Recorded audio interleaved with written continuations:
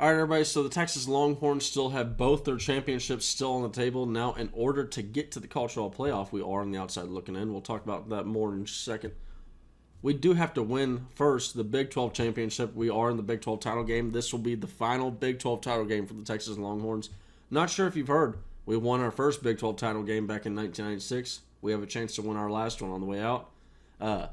Again, that's a statistic that you will only hear from me, Nash. You've never heard anywhere else. Just like the 1,000-yard rusher statistics, Steve Sarkisian's always had 1,000-yard rusher, yada, yada, yada. If you like the video, drop a like on the video, subscribe to the channel, and then comment down below your thoughts on the game coming up. This is a big one. This is probably the biggest game for Texas. Let me rephrase this. This is the most on the line for Texas since the 2009 national championship season. Not national, but national championship game appearance season. This is, we haven't had a game that has had this much pressure on it.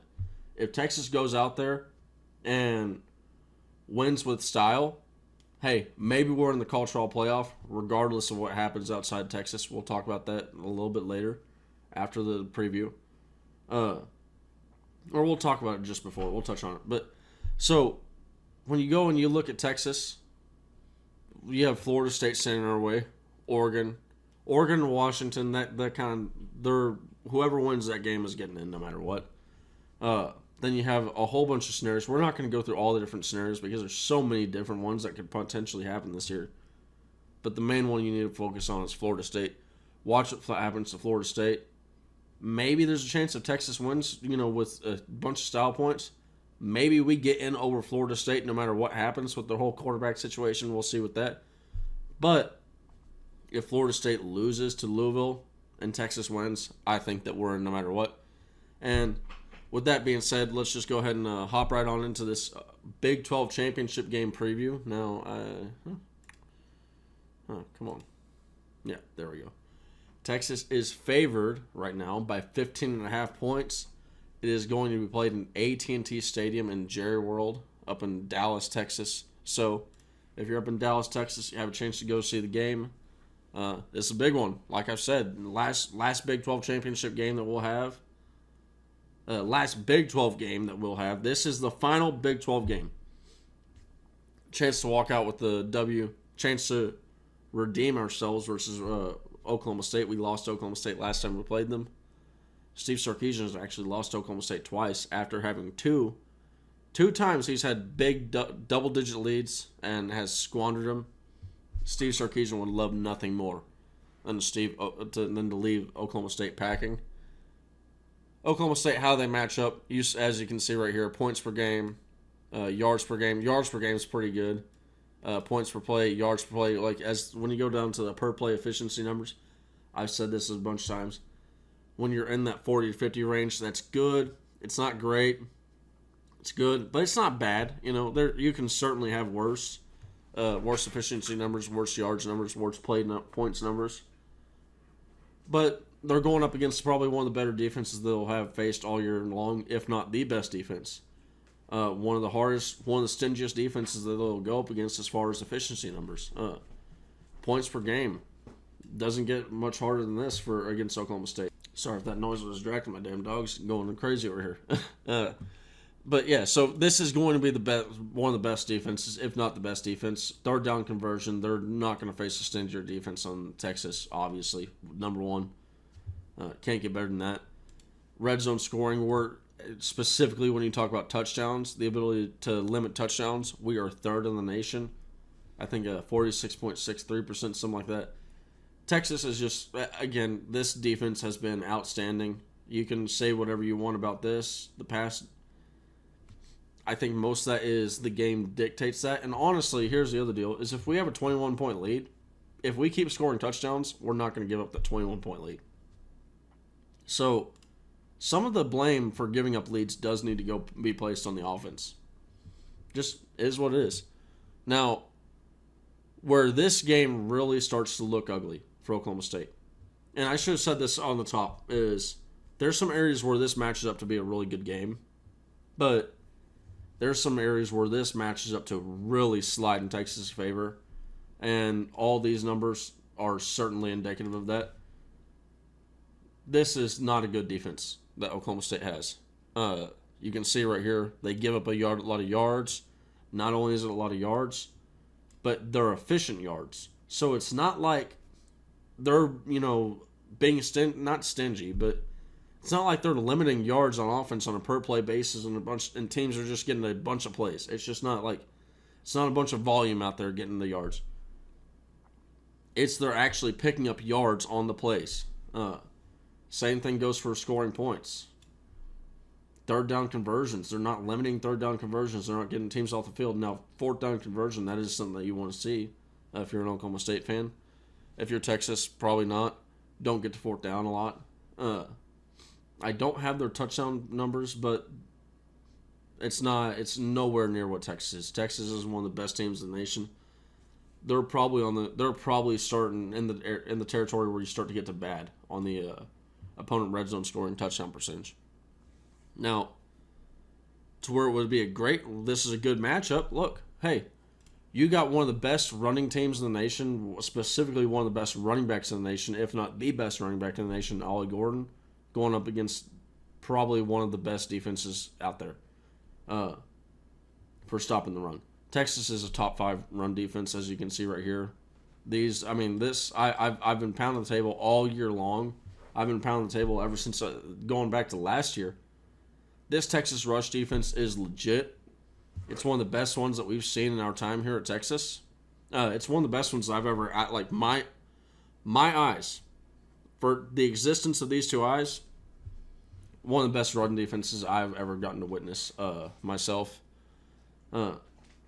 Texas versus Oklahoma State. When you get to the running game for Texas on offense, that's where it's a different type of good matchup. It's a good matchup for Texas because, look, when they're used to giving up 4.6 yards per rush and we're used to getting 4.9 yards per rush, that's something that bodes well. Texas is going to finish higher than this number, probably.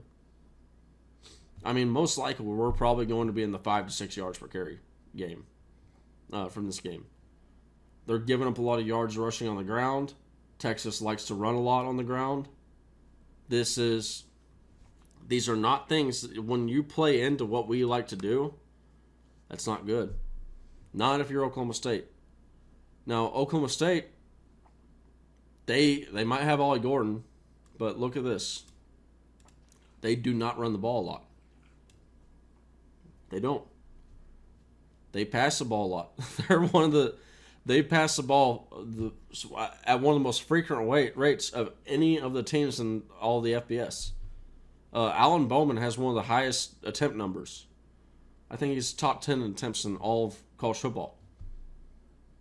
But he's not good. I mean, incredibly inefficient on the ground, or not through the air. He's throwing a lot of interceptions. Like right now, I believe his total touchdown to interception ratio is 10 to 11. It's not good. I mean, this is an Oklahoma State team that can be had. Texas can win versus this team. And Texas can win big, which is honestly what you want to see. Texas probably doesn't need to win big. I don't necessarily agree with people where they say, hey, Texas, you got to go out there and you got to stomp. You got to win the style points. I don't necessarily think that has to happen. But it sure as heck would not hurt. Because there are situations where, hey, maybe those style points are the things that get you across. Specifically going up against a 13-0 Florida State. You want style points in that situation. Now, where's Texas passing game versus Oklahoma State passing game? I mean, Texas passing game. This is go show the versatility. We could, if we wanted to, we could start passing the ball a lot. We could be in the top 15 passing yards per game. You got Adonai Mitchell, Jatavian Sanders, Xavier Worthy, Jonte Cook. I mean, we're littered with wide receivers. Oklahoma State, again, we're averaging 8.5 yards per pass every time we throw the football. They're averaging 8.5 yards per pass every time someone throws the football on them. It's just all of our offensive statistics really play into their defensive statistics. And it's not if you're an Oklahoma State fan, it's playing in the way that you don't want to see it play in. Because I mean, it's just there. I've said this before. When you have an offensive number and the defensive number is the same, that's a problem. When you have an offensive rank and the defensive rank is the same, so like yards per game, hey, that's look. Now we're starting to see a good matchup here. That's something that you want to see. Not 6.5. Not when Texas is getting 6.4 yards per play and Oklahoma State's averaging 6.2. Because then what the math will tell you is, okay, they're at the very least probably going to get what you've been averaging, probably a little bit better. So the numbers right here, as you can see, I mean, I just went over all of them. Clearly favor Texas.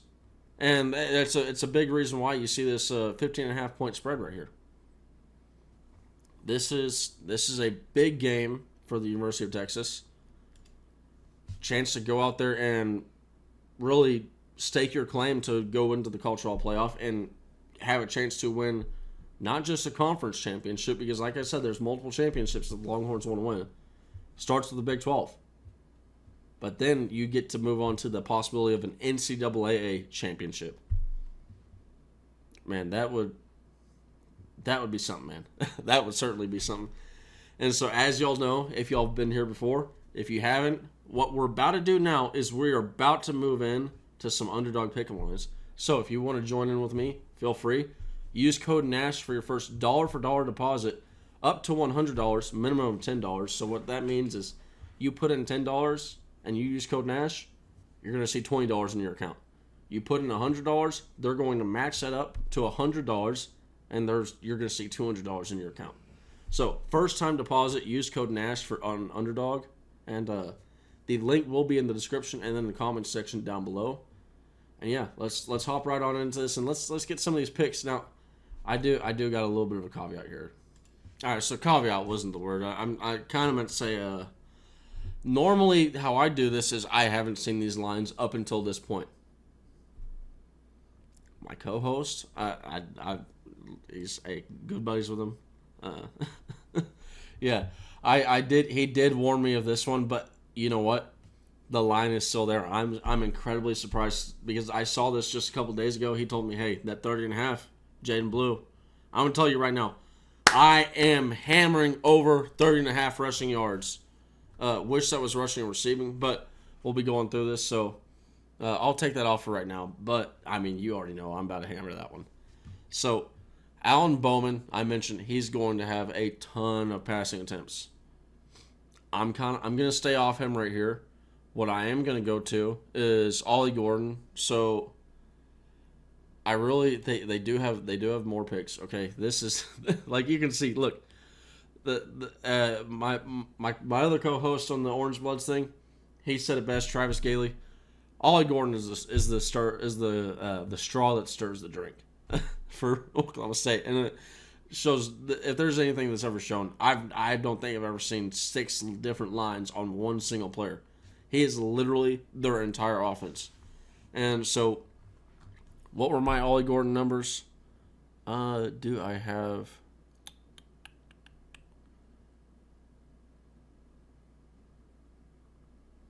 We did not do Ollie Gordon numbers on the thing, but rest assured, I'm going to be able to give you one. We're going higher on this one.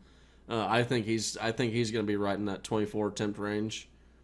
Yeah, this is Ollie Gordon is certainly going to get his run, 100%.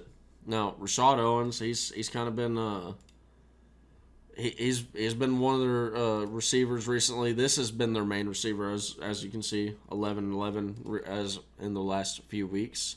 Rashad Owens, a little bit more consistency, but not as high targets. You can see right here, Brennan Presley. I mean, like 19 targets in a single, 15 receptions. Goodness, like this is the crazy thing is I'm almost not wanting to do any of these bets on the. Now that's a kicker right there. The Oklahoma State guys, they are just, I mean, there's going to be so much volume going on that I almost don't want to touch the yardage ones because they could certainly go over, but volume could go to someone else. Now we'll see here in a second. Maybe I'm enticed by a lack of Longhorn lines, but I think we're going to get the lines here that we want to see. Quinn Ewers, I have him going 22 completions of 29 attempts, 260 yards, 2 touchdowns. So 20 and a half completions, 30 and a half passing attempts, 265 yards. I'm right there with Vegas. I have been nailing these picks. I'm not going to lie. I have been, like, my prop lines, this is something that surprised me. I'm not going to lie. Now, how I haven't been hitting more of these. I mean, I've been agreeing with Vegas before the games happened a lot, as y'all seen. And I've actually hit on quite a few of these individual prop lines, as y'all seen in the past. If y'all watched if y'all been around, sticking around, man. I'm gonna hang off on this one because, like, as y'all know, if y'all been around. When I'm really close to what Vegas thinks, I'm going to kind of stay away. I like to save myself for, hey, let's hammer that 30 and a half rushing yards because I think that's definitely going to be, I think he's definitely going over that. CJ Baxter, is he healthy? Is he fully healthy? That's my question. And if he's not fully healthy, I'm going under, specifically when you have Jaden Blue and then Savion Red, who have shown the ability to carry the football and do it well for Texas. So it's going to place less of a premium on making sure CJ Baxter's out there because, look, if Texas is winning already and winning with style points, save CJ. Save CJ for a potential college football playoff. Please save that. Jordan Whittington, gonna hold off on him. I will go straight to Xavier Worthy. I have him 9 catches for 120 yards, and I've been off on this in the past, but Xavier Worthy, I think that this is a guy that, look, it's just you don't think about it that much, It just don't think it's Xavier Worthy. He's legit. So you know what? My Worthy pick is impacting that one. We'll go with higher on the passing yards. I think that. Now I do have 5.5 on. So this is the number. The line here is 5.5 over what I have for my prediction, 260. But I really was just trying to get in the ballpark when I did that prediction, the 260 prediction, 22. So again, 22 completions on 29 attempts, 260 yards, 2 touchdowns. I think Quinn can get over that. So this is going to be my first pick'em slip. Slip a little here. Got Ollie Gordon higher than 21.5. Jaden Blue higher than 30.5 rushing yards. Cedric Baxter lower than 19.5 rushing attempts. Xavier Worthy 6 receptions or more is going to get it done. And then Quinn Ewers higher than 200. Basically, just get 266 or more passing yards, and we'll be good. Now, again, if you've been here, as you know, this is not the end of the road. This is not the end of the road. We like to do these little you see these little things? They have little spices. Okay, that's what I'd call them. Little hot chili peppers. Look. Hey. If Adonai Mitchell's ever on there, you take Adonai Mitchell, okay? Adonai Mitchell is that guy has a chance to boom or bust, and honestly, that's what I should have added Adonai Mitchell with the multiplier instead of doing the Quinn Ewers. But I wanted to save the Adonai Mitchell one just for this line. So in this scenario, look.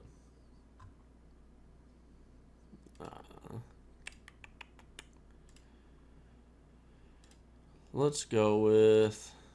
Who are we going to...